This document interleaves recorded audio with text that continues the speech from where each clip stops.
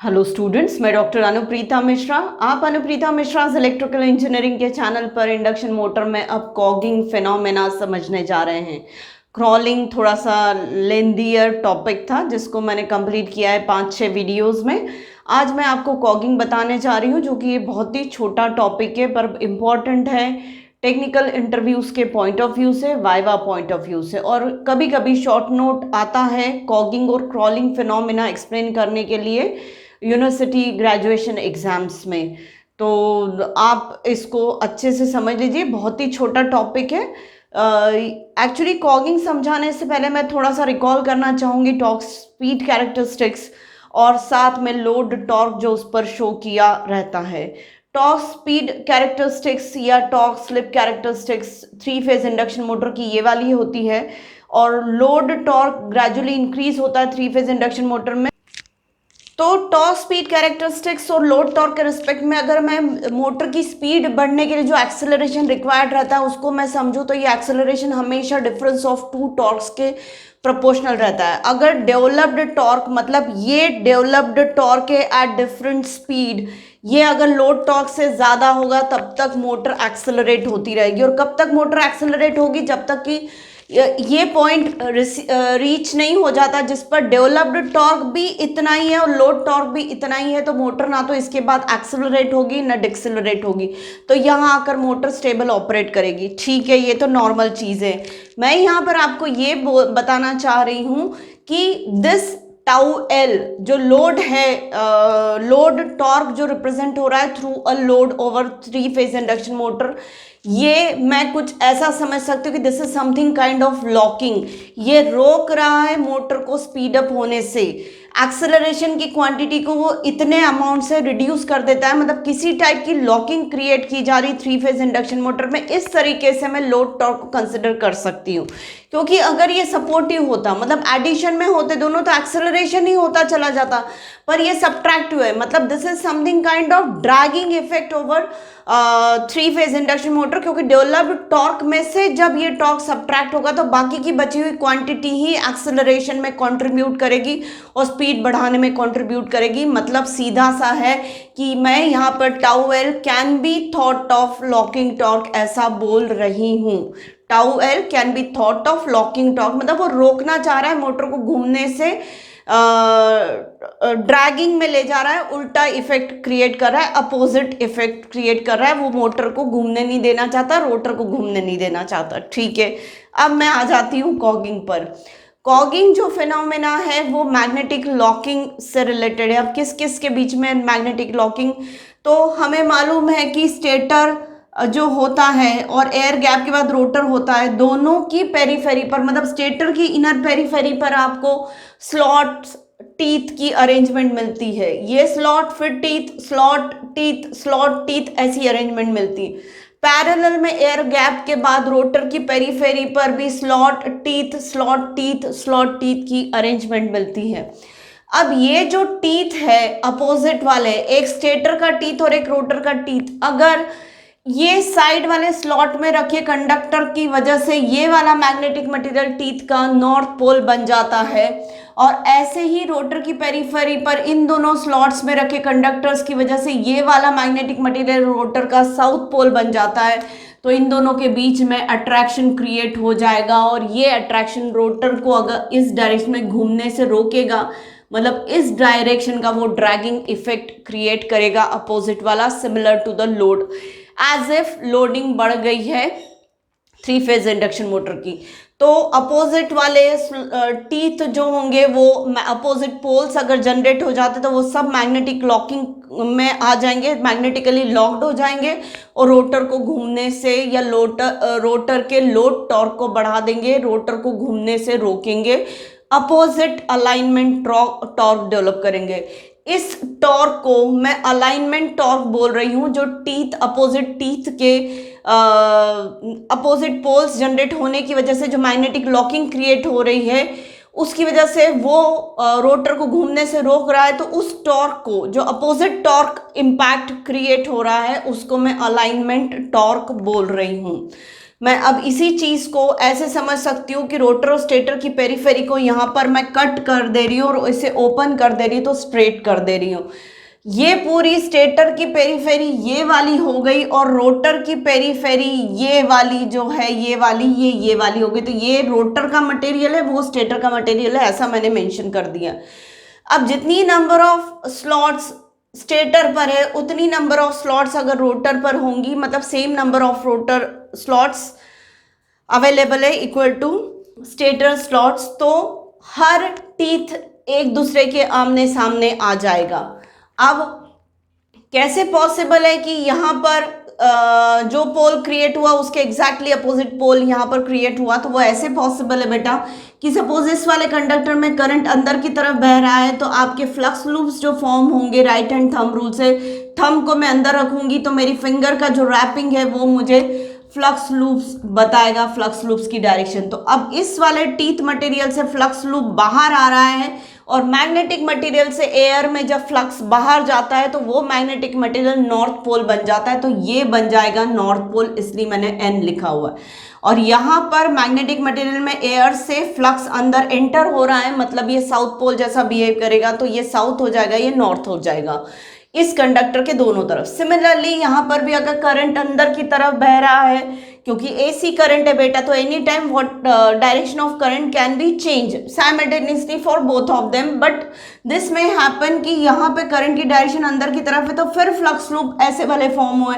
तो ये वाले मटेरियल में air to material flux enter हो रहा है, मतलब ये साउथ पोल बन जाएगा, और यहाँ पे मटेरियल टू एयर फ्लक्स जा रहा है, मतलब ये नॉर्थ पोल बन जाएगा। तो अपोजिट टीथ जो है साउथ और नॉर्थ, नॉर्थ और साउथ ऐसे ये इंड्यूस हो जाएंगे, मैग्नेटाइज हो जाएंगे ये वाले टीथ वाले मैग्नेटिक मटेरियल। तो उसकी वजह से यहाँ पर अलाइनमेंट क्रिएट हो जाएगा, मतलब they don't want to shift themselves here और देयर, वो ये अलाइंड रहना चाहेगा। ये साउथ पोल हमेशा इस नॉर्थ पोल के साथ कॉन्टैक्ट में रहना चाहेगा, अट्रैक्टेड, और यहाँ पर भी वही सेम हो रहा है, तो ये अलाइंड रहना चाहेंगे। मतलब अगर रोटर को इधर की तरफ रोटेट करना है तो ये रोटेट होने से रोकेंगे, मतलब ये अलाइनमेंट टॉर्क डेवलप कर रहे हैं। अब ये इसको मैं इस तरीके से एक एग्जाम्पल के थ्रू समझाती हूँ कि कैसे ये फिनोमेना हो रहा है, बाद में फिर मैं इसकी रेमेडीज़ की बात करूँगी। अभी अब अगर अपोजिट पोल्स डेवलप हो जाते हैं रोटर और स्टेटर टीथ पर, तो इस वाले टॉर्क को हम अलाइनमेंट टॉर्क कहते हैं, जो कि किसकी वजह से हो रहा है? मैग्नेटिक लॉकिंग की वजह से हो रहा है।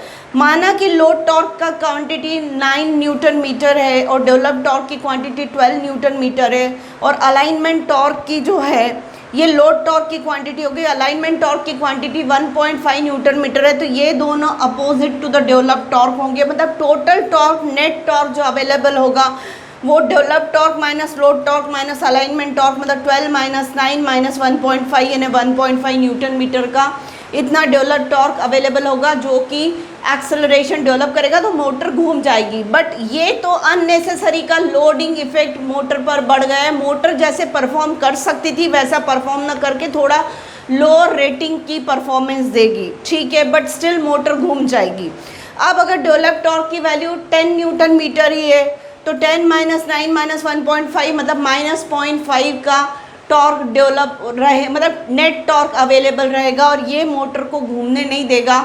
उस वजह से motor will refuse to run, और यही कॉगिंग है। अब इसको मैं कैसे सॉर्ट आउट कर सकती हूँ, या इस प्रॉब्लम को कैसे हल किया जाता है? तो इसकी रेमेडीज़ दो हैं। एक तो ये है कि नंबर ऑफ स्लॉट स्टेटर की और रोटर की जो होती है उनका जो रेशो होता है वो इंटीग्रल नहीं होना चाहिए, मतलब same number of rotor slots और स्टेटर स्लॉट होंगे तो उनका रेशो 1 होगा। अगर स्टेटर में double number of stator slots है और रोटर में उसकी हाफ है तो रेशो जो होगा वो 2 का होगा। ऐसे इंटीग्रल रेशो वाले स्लॉट्स नंबर स्टेटर और रोटर में नहीं होने चाहिए, क्योंकि कभी ना कभी कई टीथ एक दूसरे के अपोजिट आ जाएंगे जो कि अपोजिट पोल्स जनरेट कर ही देंगे, और उसकी वजह से स्ट्रॉन्ग मैग्नेटिक अलाइनमेंट क्रिएट हो जाएगा और रोटर यहाँ पर घूमने से रिफ्यूज़ कर देगा। तो इसका तोड़ क्या है? तोड़ ये है कि नंबर ऑफ स्लॉट्स स्टेटर में जो होती है divided by number of slots of rotor की, ये फ्रैक्शनल होना चाहिए, मतलब 1.1, 1.2, 1.3 ऐसे 1.4 इस टाइप की फ्रैक्शनल स्लॉट्स होनी चाहिए।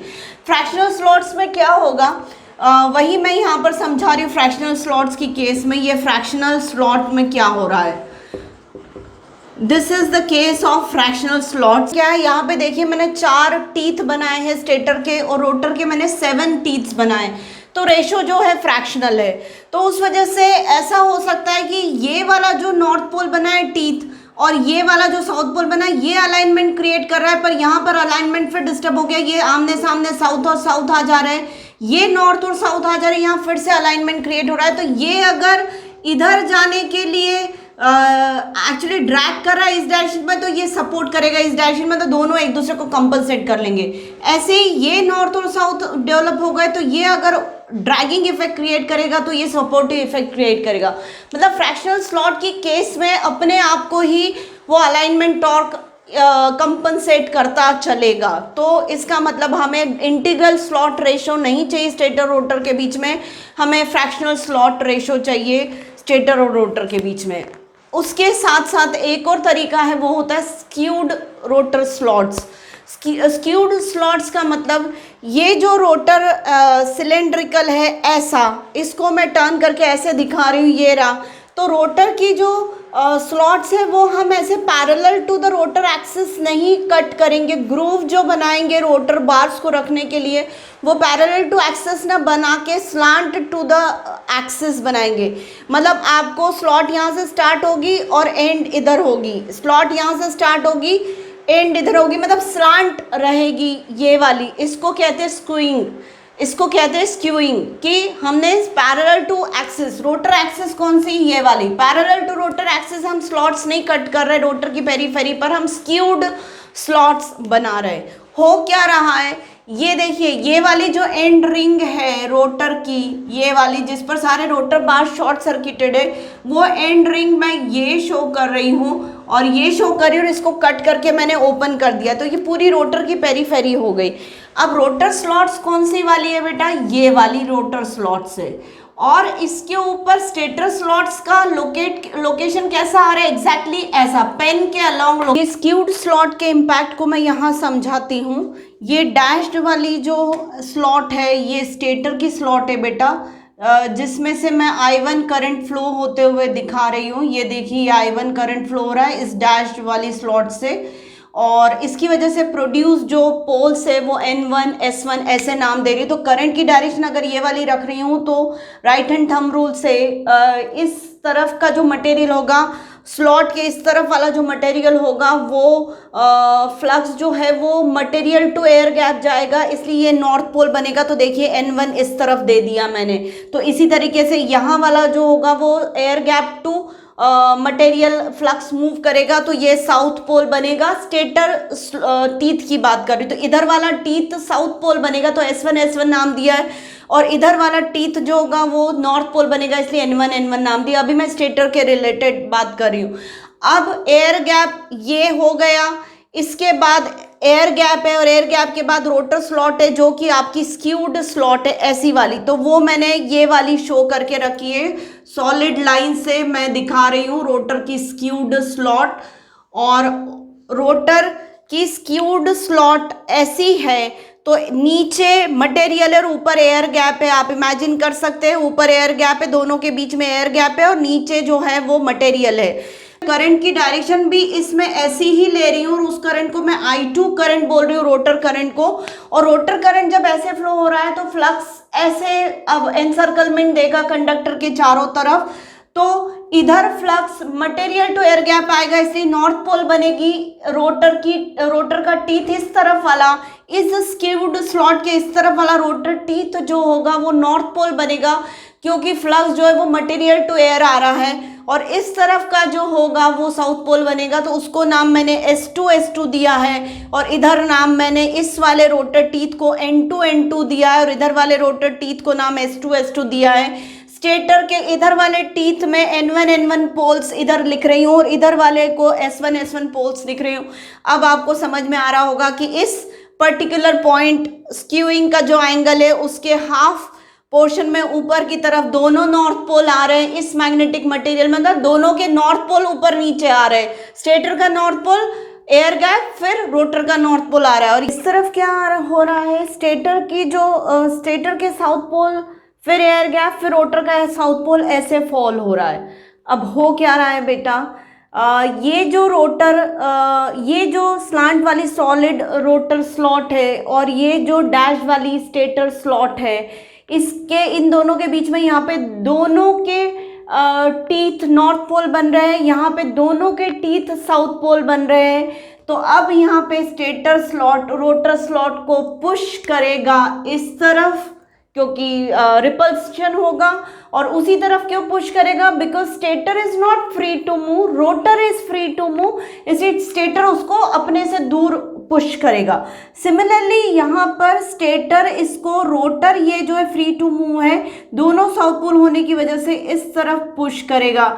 इस तरीके से मतलब स्टेटर पुश करेगा, मतलब ये रोटर इस तरफ पुश होगा, तो ये दोनों अलाइनमेंट टॉर्क कहना चाहिए, या रिपल्सिव फोर्स के कारण जो टॉर्क्स डेवलप हो रहे हैं वो दोनों एक दूसरे को कंपनसेट करेंगे।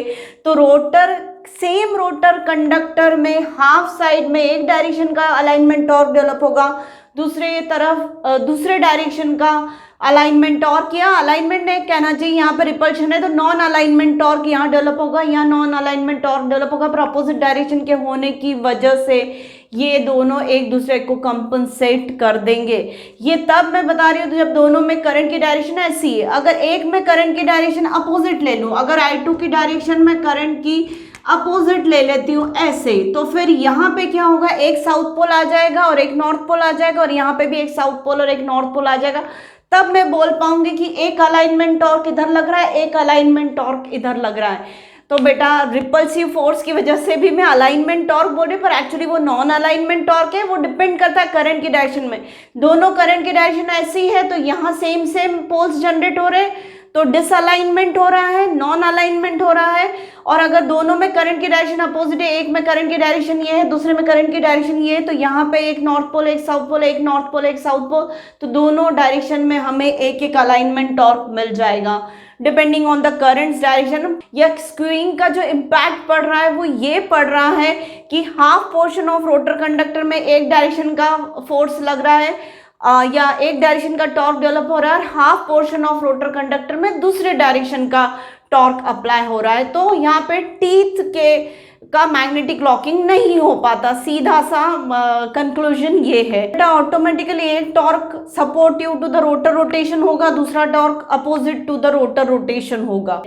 तो उम्मीद है आपको मेरा आज का एक्सप्लेनेशन समझ में आया होगा, जिसमें मैंने कॉगिंग बताई कि कॉगिंग क्या होता है, मैग्नेटिक लॉकिंग होती है, और उस किसकी मैग्नेटिक लॉकिंग, स्टेटर टीथ और रोटर टीथ की आपस में मैग्नेटिक लॉकिंग हो जाती है, तो उसकी वजह से रोटर रिफ्यूज कर देता है रोटेट होने से। और सिमिलरली यहाँ पर करंट की डायरेक्शन पर डिपेंड करता है कि वो अलाइनमेंट टॉर्क होगा कि डिसअलाइनमेंट टॉर्क होगा, नॉन अलाइनमेंट टॉर्क होगा, ये आप समझ सकते हैं बेटा। साथ में इसकी रेमेडीज बताई है मैंने, वो एक तो फ्रैक्शनल स्लॉट्स रखनी चाहिए, number of slots stator divided by number of rotor slots का जो रेशो होगा वो 1.1 1.2 ऐसे रखना चाहिए। और दूसरा मैंने आपको रेमेडी बताई स्क्यूइंग की, वो स्क्यूइंग की वजह से हाफ पोर्शन में आपको एक डायरेक्शन का टॉर्क मिलता है, हाफ पोर्शन में आपको दूसरे डायरेक्शन का टॉर्क मिलता है। तो उम्मीद है मेरा डिस्कशन क्लियर हो गया होगा, आपको किसी भी टाइप का कोई कंफ्यूजन नहीं होगा कि कॉगिंग क्या होती है। तो प्लीज़ मेरे आज के वीडियो को लाइक कर दीजिए, मेरे चैनल को सब्सक्राइब करवाइए, और ज़्यादा से ज़्यादा मेरे वीडियो से कॉन्सेप्चुअली अपना नॉलेज इंक्रीज करने की कोशिश करिए और अपना बेस स्ट्रॉन्ग करिए इलेक्ट्रिकल इंजीनियरिंग का। Thank you.